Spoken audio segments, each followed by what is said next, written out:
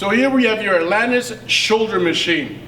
The shoulder machine is a great, effective way for you to activate and train your delts, your lateral and interior shoulders based on your angle and positioning of the machine. Two main areas of adjustments to consider before we utilize the piece of equipment. The first one is at your deck. This is where you would stand. I'm gonna pull it down and bring it down just slightly for myself. I'm about 6 feet tall. I wanna get a little bit lower.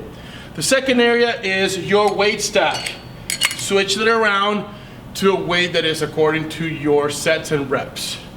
From here on, I know this is a good weight stack because there's a pivot point that aligns to my shoulder. If I'm too high, then that can cause some injury and pain, shoulder issues down the road. Bring it down, okay?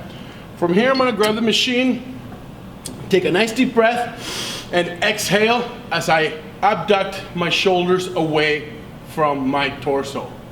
Exhale, controlled, breathing in on the way down, exhaling on the way up.